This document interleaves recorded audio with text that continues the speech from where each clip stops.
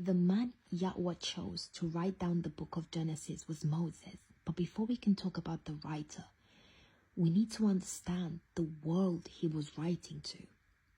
The book of Genesis wasn't written in a modern classroom. It was revealed in the desert under the blaze of the sun among a people who had just been freed from slavery after 400 years of oppression in Egypt. These people had no national identity. They had no written scriptures and no clear understanding of who they were or who the Creator truly was. They were Hebrews, descendants of Abraham, Isaac, and Jacob, but after generations in Egypt, their faith was diluted. Surrounded by idols, they were trained to serve pharaohs. Raised in a land that worshipped crocodiles, the sun, and the Nile River. They have heard of Yahweh, the Eluah of their fathers, but they didn't really know him, not yet. Imagine walking out the only life you've ever known, bondage. That's all they've ever known, and into the wide freedom of the wilderness, in the wide, terrifying freedom of the wilderness. But Yahweh protected them.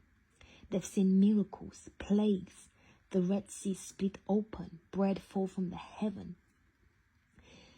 And that's when Yahweh told Moses to write. And the first words Moses wrote were not about the laws, they were about the beginning.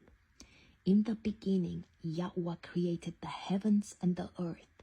These were the first words of identity spoken to a people who had none. Moses was rebuilding a broken worldview. He was telling a people who had been dehumanized, demoralized, and dominated that their story didn't begin in chains. It began in glory, in intention, in light. Moses was uniquely chosen for this task. He was born a Hebrew, He was born a Hebrew, but raised as Egyptian royalty. He understood literature, poetry, but he also knew the wilderness. He was the perfect vessel. The book of Genesis is not just a history book, it's a confrontation, because in Moses' world, the Egyptians believed the whole world came from chaos. They believed that light accidentally was born from bloodshed. They believed that gods were fighting oceans and life was random. Power was everything. They believed the Pharaoh was divine and creation was made to serve the gods. But Moses wrote something utterly radical. There was one Eluah, Yahweh, not many, one. He didn't fight chaos, he spoke and chaos bowed. The sea wasn't a god, the sea obeyed. The stars weren't spirits to be worshipped, they were lamps hung by his fingers. The sun and the moon weren't gods, they were clocks set in motion by a voice beyond time and humanity.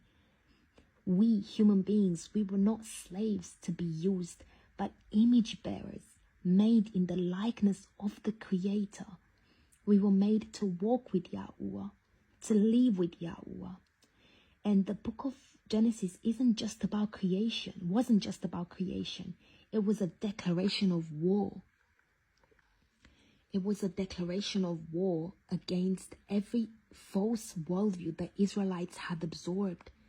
It was almost a revolution of identity. And for us, thousands of years later, the same war rages. We've been told we come from apes, that we are here by accident, we are a product of chance, that our value comes from success, that our worth is determined by others, that life has no author. But the book of Genesis says otherwise. The book of Genesis says we were created on purpose by Yahweh, who is purpose. The book of Genesis says light is not the result of a random explosion. It's the voice of Yahweh breaking darkness. The book of Genesis says you are not here to survive. You are here to reflect the one who made you. And this is why the book of Genesis matters. Because when you forget where you come from, you forget who you are. And that's what Yahweh was rescuing his people from. Not just Egyptian chains, but Egyptian lies. The book of Genesis was written to answer the reality of the most important questions of every human heart. And the book of Genesis began before time did. These ancient words were written in the desert for people trying to learn how to be free. So I just wanted to share this, and I give all praise, honor, and esteem to Yahweh, to Yahusha. Shalom.